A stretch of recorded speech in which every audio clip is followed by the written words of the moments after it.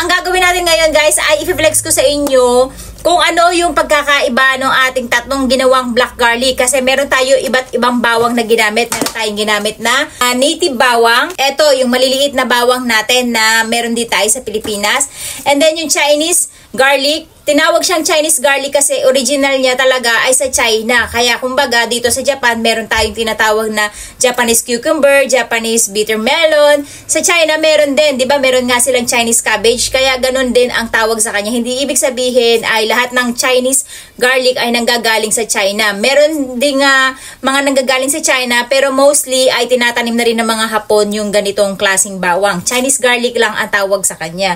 And then, marami nag-comment sa atin guys, sabi nila, sibuyas naman yung nilagay mo. Ito po yung tinutukoy nila kung saan ay, tawag dito sa bawang na to ay single clove garlic kasi pag balat nyo guys, 2 piraso lang yung balat niya, manipis na manipis lang actually. Kaya kita nyo, ang hirap niyang gawin sa rice cooker kasi lumulutong yung balat niya at madali siyang mabalatan at ganito po siya sa loob. Ayan, isang buong pirasong bilog na bawang na mukha talaga siyang sibuyas. Kaya naman guys, yung mga pambenta na ganito na black garlic na nabibili lang dito sa supermarket ay maliliit lang. Ayan, kasi nga naman, ang hirap nga naman ubusin ng ganito kalaki unless kung 4 na kayo na sa pamilya mo na maghahati-hati. Okay yung ganito kalalaki at madali rin siyang maluto. At 2 weeks din natin siya niluto. Sabay-sabay natin sila inahon na 3. Ang pagkakaiba lang guys, dahil nga malaki masyado tong single clove garlic natin, ang nangyari, hindi nakaka-insert hanggang gitna yung temperatura na katulad ng meron dito sa maliliit lang. Kasi nga masyado silang malalaki. So, mahihirapan silang maluto ng perfect na pagka-black. Unless yung ganito siya kaliit. Magsasabay-sabay sila ng 2 weeks. Siguro, pagka ganito kalalaki na single clove garlic yung gagamitin natin ay mag-take siya ng 3 months, ng 3 weeks to 1 month. Kasi nga napakalaki niya. Daldal na naman ng lola nyo. Kasi sorry sa mga nagsasabi guys, ang daldal mo naman, kulang ka sa gawa, puro ka daldal. Kasi guys, hanggat maaari, ini-explain ko step by step and then yung mga benefits, yung mga na-experience ko para males yung mga nagtatanong. Kita nyo, may mga nagtatanong pa din, diba? Sinabi ko naman dun sa aking video na walang tubig, pero may nagtatanong pa rin na may tubig. Ilang dami yung tubig. Diba? Kasi hindi maiiwasan guys na kapag kulang tayo sa explanation, napakadaming tanong. Kaya ang lola nyo, sobrang daldal. Oo. At unahin natin tikman guys, etong ating native garlic kung saan yung maliliit lang siya. At pati yung kung saan ko, naku-question. Daming napapansin. Ayan, ganyan lang siya kaliliit. Eto guys, na perfect natin within 2 weeks lang kasi nga maliliit lang sila. Kumbaga ay madali silang ma-ferment. Pero hindi pa natin to in-over-ferment kasi yung iba nito guys, sobrang pinapakunat. Ako hanggat maaari ayoko kasi dahil maliliit lang siya, mas madali siyang papait. Basta pag tinikman nyo siya, na tingin nyo ay itim na siya at sobrang tamis na, it's okay na guys. Huwag nyo nang hintayin na maging makunat siya kasi papait once na sila ay medyo nade-dehydrate na. Itadakimasu! May kwento pala ako sa ang sarap talaga, besh. Sabi nung isa nag-comment, naniniwala akong masarap kasi yung the way ng pagkain mo ay para ka lang kumakain ng lansones, which is mas masarap pa siya sa lansones guys. As in, pag nilagay nyo to sa table nyo, maa-addict kayo. Kulang sa inyo ang isang buong bawang dahil napakasarap niya. Yun ay kung perfect yung pagkakagawa nyo kasi maraming gumawa na ito guys na nasobrahan sa pagkatuyo at mapait. Ito ay tamang-tama lang, maasim na, sobrang tamis.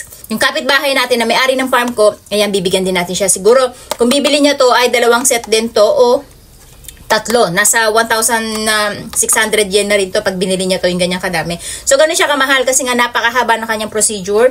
Matagal ang hihintayin. The same time, yung kuryente at yung mahal ng bawang. Ito naman yung ating Chinese garlic. Tingnan nyo, medyo na-dried na yung Chinese garlic natin. Ito yung nasa pinakailalim na hindi natin masyadong nahalo o nadala sa ibabaw. Medyo naging, ayan, makunat siya. Yan talaga yun dapat na texture niya. Yun nga lang guys, kapag ka medyo natutuyot na sila katagalan, ay medyo pumapait sila. Ayan, oh. Ganyan. Ang kunat niya, di ba? Tingnan nyo, oh. Para siyang, ano na talaga, para na siyang, basta malagkit na siya guys at makunat. Chewing-chewy na siya. Sobrang chewy niya. Tapos, may mararamdaman na kayong konting pait. Sobrang chewy na niya guys. Hanggat maaari, huwag nyo masyadong pakukunatin. Pero masarap yung pagka-chewy niya. Para kang kumakain ng caramel candy na medyo maasim. Ganun. Masarap talaga siya, guys. At sobrang asim niya. And then, next natin ay itong single clove garlic natin. Alam niyo, aga-aga kong gumising. Tanghali na ako nakatayo sa kama. Kasi magpupunla. Ayan, tingnan nyo, guys. Black yung outer niya, sa gitna medyo may pagka-brown pa. Ibig sabihin ay hindi pa nakapasok yung init ng todo-todo hanggang gitna. Pero tikman pa din natin kasi tinikman ko na to at na-flex ko na sobrang tamis nga niya. Ayan guys, para siyang chocolate. Pero mararamdaman nyo na parang pinakunat na katulad ng prunes. Hindi pa siya makunat. Pero guys, alam ko na kalasa niya. Kalasa niya guys, yung Chico. Chikong-chiko yung lasa niya. Ang sarap. Sobrang tamis. Grabe. Doon sa mga nagtatanong sa akin, nagtataka sila bakit daw sobrang tamis, ano daw nilagay ko. Wala po ako nilagay dito. Kundi, chemical reaction niya yun habang siya ay pinapainitan ng mahabang panahon. Kaya siya nagiging matamis. Ibig sabihin ay may natural sugar yung bawang. Kaya nung first time ko to natikman guys, kahit ako takang-taka, saan ang galing yung tamis na yun na wala naman siyang asukal at pag kinain natin ng hilaw, hindi naman siya ganun katamis. Pero ang sarap. So sa tatlo na to guys, masasabi ko, ang pinakamasarap ay itong single clove garlic at hindi siya masyadong makunat pa. Super tamis, super fruity ng amoy niya.